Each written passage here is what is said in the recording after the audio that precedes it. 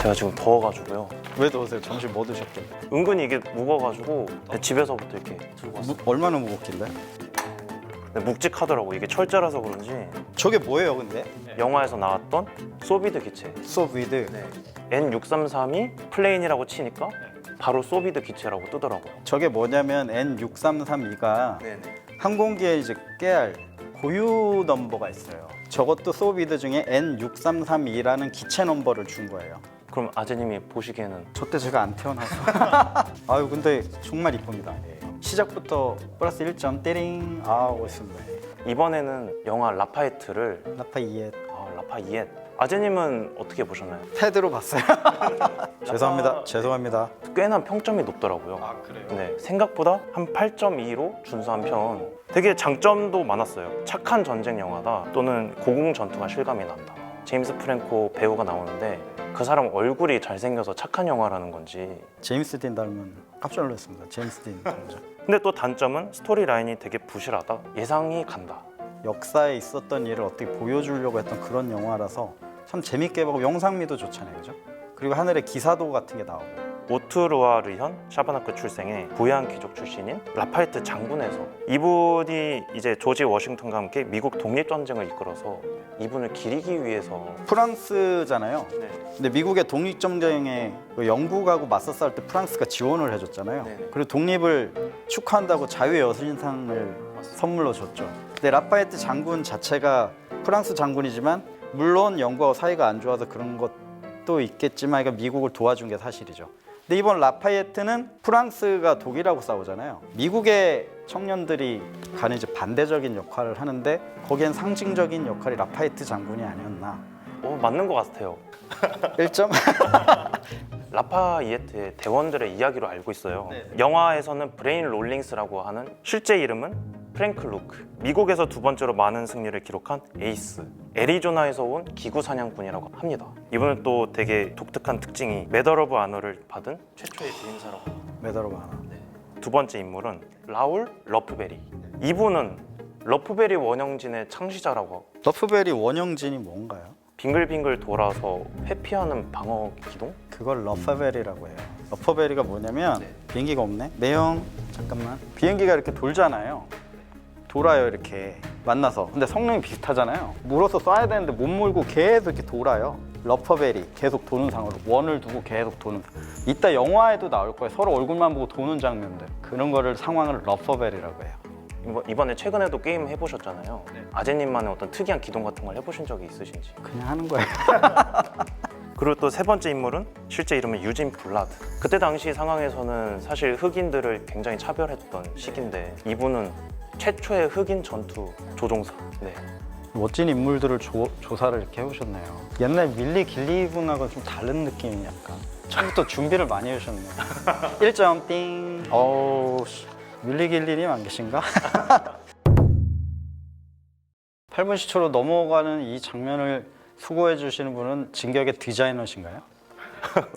말없이 영화를 드시는데요. 아 소비드 라파에트를 방문한 게 아니라 라파에트 배치를 지금 한 거죠, 그죠?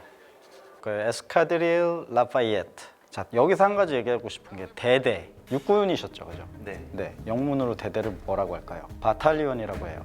근데 얘네 라파에트 대대라고 하잖아요. 에스카드릴이란 얘기 쓰죠. 전혀 다른 얘기입니다. 육군의 대대는 바탈리온, 공군의 대대는 에스카드릴. 왜냐하면 화력 면에서 차이가 엄청납니다. 공군의 에스카드릴은 이 화력으로 따지면 대대급이 아니에요. 사단급 이상이에요. 원래 공군의 대대장은 티오가 대령입니다. 그래서 에스카드릴이에요. 에스카드릴 라파에트. 이제 들어간 미국인들은 어떤 교육을 딱히 받지 않고 저게 라파에트 당시가 1916년도 정도 되거든요. 1차 대전 중반인데 미국은 참전을 안 했어요. 그래서 미군이 오지 않고 미국의 사람들, 젊은이들이 이제 참전을 한 거죠. 200여 명이 참전을 하려고 왔는데 그 중에 뽑혀서 에스카드릴 라파이에트 31명이 들어가요. 웬만하면 병력이 필요하니까 다 시켜서 올라갔겠죠. 그렇게 올라가니까 위에서 격추를 많이 당하는 거예요. 평균 수명이 3주라고 하더라고요. 1주만 버티면 3주까지 가는데 하루에 올라가서 막 바로 떨어지고 뭐 그런 장면들이 이제 나오겠죠. You've got the English squadron. They fly to Bristol, to Southwest, And the Ace E5 Ace. 브리스톨 파이터, 소비드, SE5A. 제가 조사를 했습니다. 아 진짜? 네. 브리스톨 파이터는 영국 기체. 1차 세계대전 당시에 전투기의 역할도 하면서 정찰기의 역할도 같이 했다고. 네. 2인승 항공기들 중에서도 가장 뛰어났다. 그 다음에 이제 소비드도 굉장히 유명한 비행기인데요. 이것도 1차 세계대전 당시에 서부 전선 쪽으로 많이 도입됐었던 영국의 단자식 복엽기. 다른 전투기들보다도 소비드가 1294대의 격추 기록을 세웠다는. 그러니까 격추를 잘했다는 거죠. 성능이 굉장히 좋았다고 합니다. 이게 지금 소비드 기체인데 N633이 네. 멋집니다. 이거 여기다 촬영 끝나고 놔두고 가실 거죠? 해야 하나요? 부사장님 거는 몰래 F50 계속 저기다 놔두고 다니. 그리고 또 SE5A는 또 영국에서 만든 전투기인데 1차 세계대전의 영국 복엽기 전투기. 이거에 대해서는 정보가 그렇게 많이 있지는 않더라고요. 네. 그래서 실제로는 소비드가 좀 더 많이 쓰이지 않았나. 네. 뉴포트 11기. 이것도 이제 전투기 역할을 하면서 정찰의 임무를 맡았다고 하는데 사실은 뉴포트 11기가 레이싱용으로 개발이 됐었다고 합니다. 레이싱. 네, 레이싱용으로 개발이 됐는데 전투기를 빨리 도입을 해야 된다. 왜 그럴까요? 빠르고 기동이 빠르고 기동이. 그렇죠. 전투 기동이 필요하니까. 예. 그때 당시 독일군의 포커 단역기에 대응할 수 있었던 유일한 기체지 않았나. 포커 단역기. 네, 아인데커. Gentlemen, this is the Newport 17. This plane is the newest French fighter.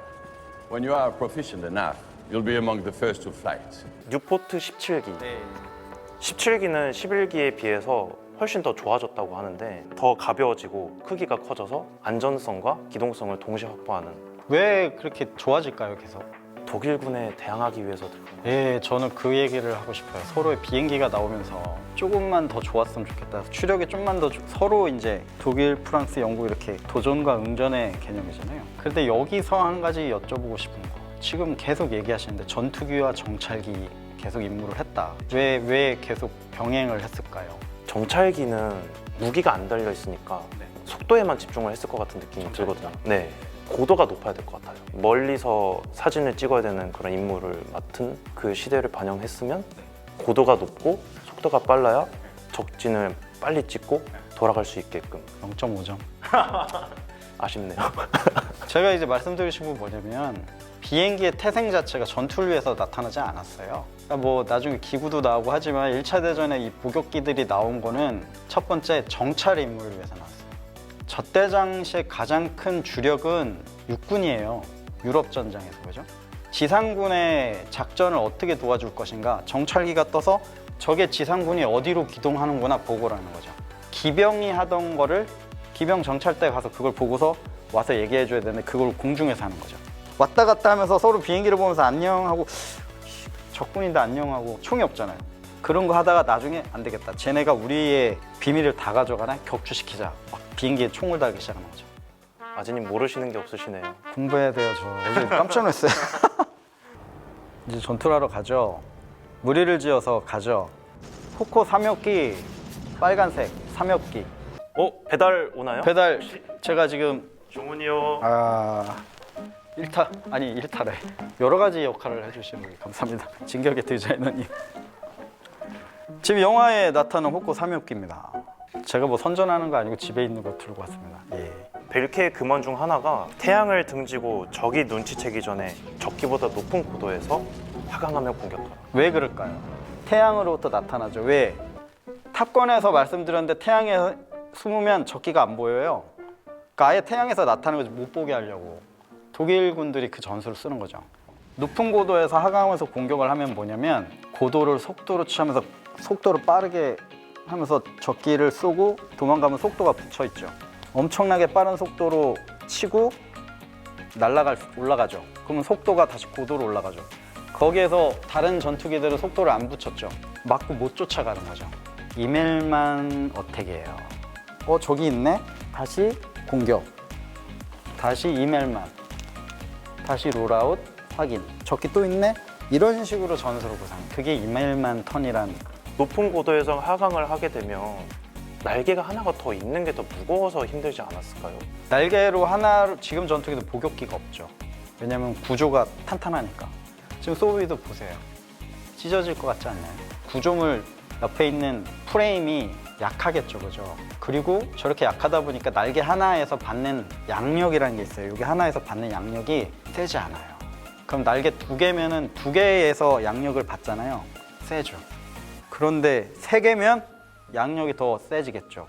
양력이 세다는 거는 이거를 에어로런을 바꿔도 이게 양력이 증가되고 이건 양력이 감소가 돼요. 양력이 높아지면 이렇게 비행기가 이렇게 도는 힘이 세져요.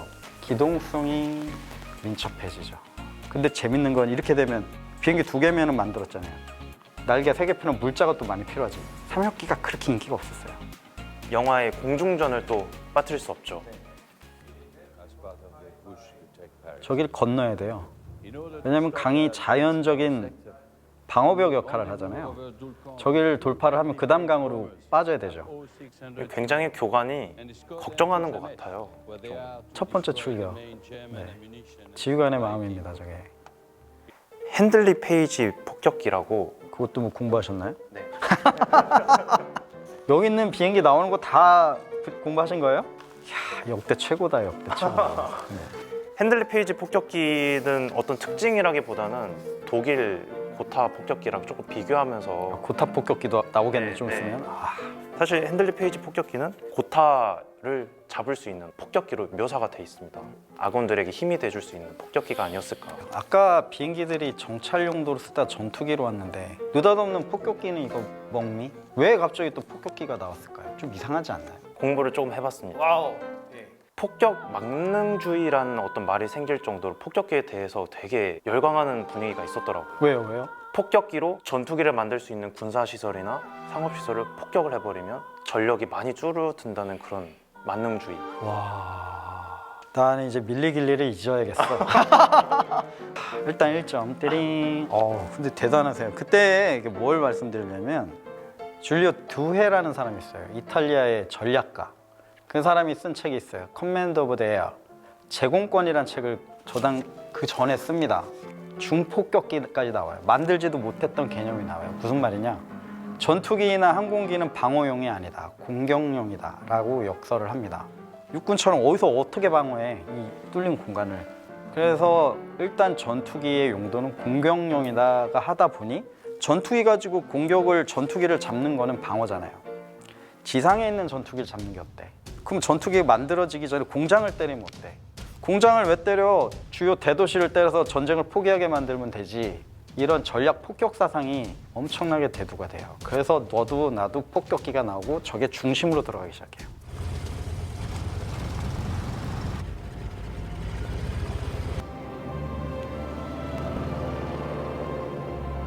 첫 임무를 가는 좋단다. 긴장하면서 가겠죠. 어디서 적기가 나타날지 임무가 뭔지 전장으로 이제 진입하죠, 그죠? 저렇게 전선을 넘나드는데 얼마나 짜증나겠어요, 그죠? 독일군에서 지금 대공사격 하잖아. 막. 자기의 진지들이 다 어디 포가 있고 그런 거 노출되겠죠, 그죠? 네. 공중에서 꼭 이렇게 태양을 등지고 나타나는 호코 삼엽기.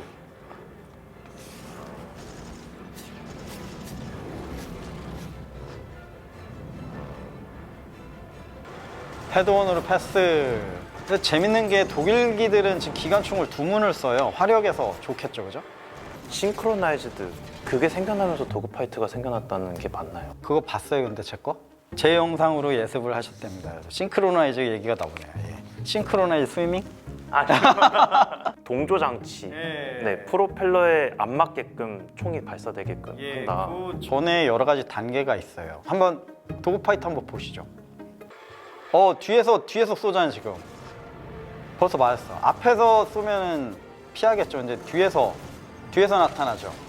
소비들 잠깐 보시면 기총이 여기 달려 있잖아요. 프로펠러가 여기 기총을 막고 있네. 쏘면 이거 기총 안 맞을까요? 네, 근데 프로펠러가 부서질 것 같아요. 같이. 그러니까요. 네.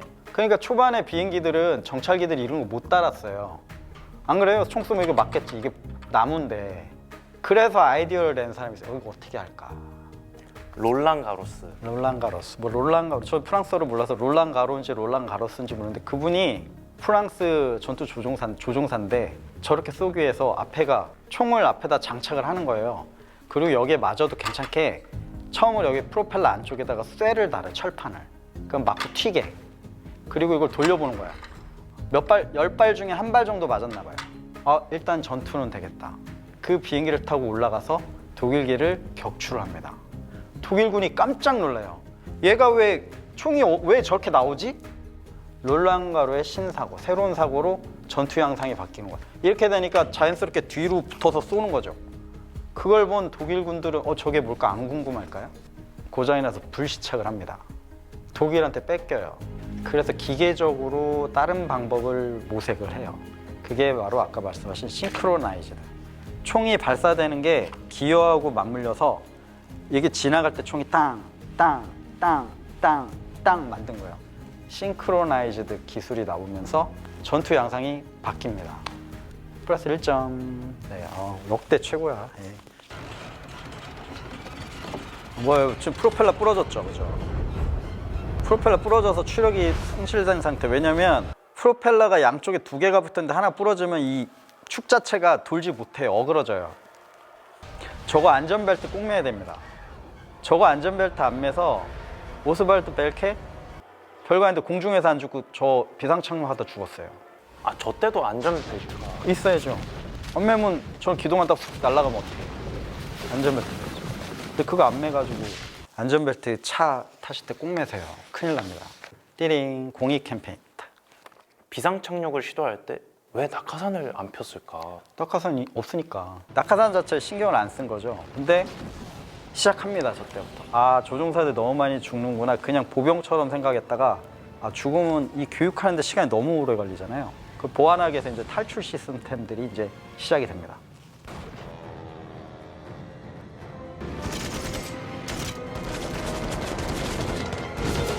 저게 뭘 얘기하냐면 옛날에는 불문율로 서로 이렇게 전투 말고는 귀족적인 전투를 하려고 노력을 했어요. 그래서 누가 적국의 에이스라도 죽으면 이제 꽃다발도 던져주고 그런 서로 양쪽에 다른 영화에도 그런 게 좀 나와요. 이제 스크램블이죠. 지금으로 얘기하면 비상사태라고 해도 스크램블. 전 전력 테이크업해서 가라. 적의 폭격기들이 공격하러 오니까 그걸 방어하러 빨리 스크램블.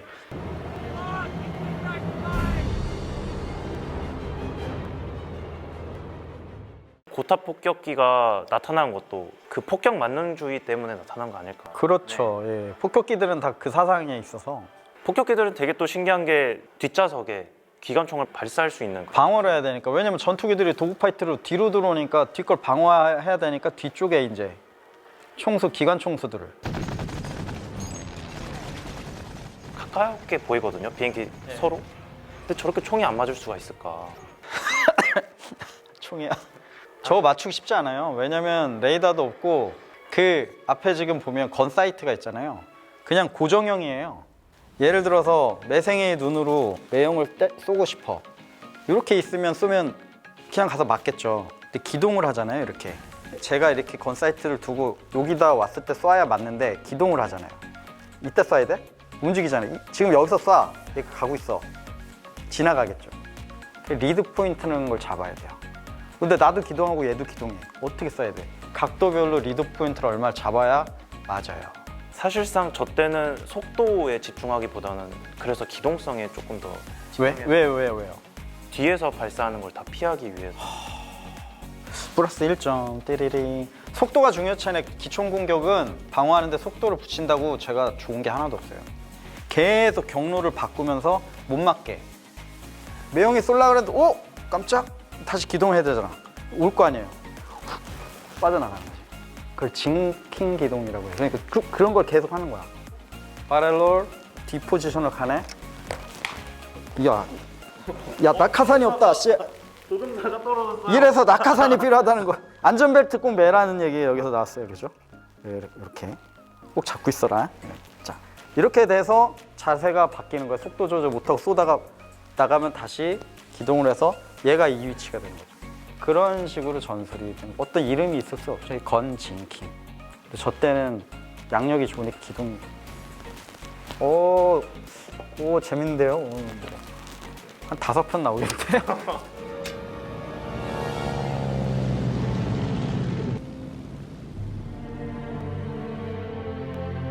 사실 되게 멋있는 장면 같아요. 기사도죠. 예, 인사를 하죠. 너 한번 살려줬어. 이거를 한번 본 이 주인공이 나중에 저 사람을 격추시키기가 상당히 네. 미안해하죠. 인간으로서는 사랑하되 적군을 어떻게 해야 될지 그런 게 얘기가 나오는 거죠. 그죠? American boys are making their way across the Atlantic to learn how to fly. I'll try to bring home a couple medals like you and Grandpa. We'll march together in the 4th of July parade. You'll see. Joe Magage, de l'Escadrille Lafayette. is the kind of adventure that can set one above the herd. 1차 세계대전에서 그들에게, 미국인들에게 어떤 의미였을까? 저는 좀 다른 말씀을 드리고 싶은데요. 전쟁이 났을 때 어떤 이유가 있든 중요한 거는 참전을 결심을 하죠. 지금의 우리나라를 봤을 때 얘기하는 게 클 것 같습니다. 어떻게 보면 군대 안 가는 거, 군대 가면 썩는다 생각하지만 명예 안어로 알고 가는 거죠. 노블리스 오블리주. 그 정신을 가지고 국가를 지키겠다, 우리 가족을 지키겠다, 뭐 명예를 지키겠다, 나는 뭐 하겠다. 서양의 기본적인 마인드가 저거구나. 본인의 비행 기체에 그림을 그리기 시작해요. 우리나라에서는 있을 수 없는 일이죠. 아직까지는. 그죠? 그 전투의 역량이나 자기가 인정을 받았다. 네 비행기임을 확인을 시켜주는 아재님의 마크는 띠링. 네, 저는 진격의 아재 마크. 갖고 싶으세요? 하나 주시면 안 될까요? 10점 되면. 1편 끝났는데 오늘 공부 많이 하셨어요. 아재님이랑 이야기가 좀 통하려면 제가 공부를 많이 해야겠더라고요. 열심히 노력하면 그게 통합니다. 그래서 아재님 그래도 이것도 되게 이거 절대로 선전 아닙니다. 그냥 집에 있는 거 가져오는 게. 조종사가 좀 위험해 보이긴 하는데 오늘의 교훈? 안전벨트를 꼭 맵시다. 운전할 때. 오스팔트 벨케드 그래서 죽었다. 네. 오늘의 클로징 멘트는 네, 안전벨트를 꼭 맵시다. 수고하셨습니다. 네, 수고하셨습니다. 명예 훈장 같은 거를 받으신 적이 있는지? 훈장은 없고요. 대통령상? 그 전까지 국방부 장관, 합참의장, 뭐 참모총장까지는 있었는데 이제 대통령상까지. 누구 대통령 말씀하시는 건지? 감옥에 계세요. 네.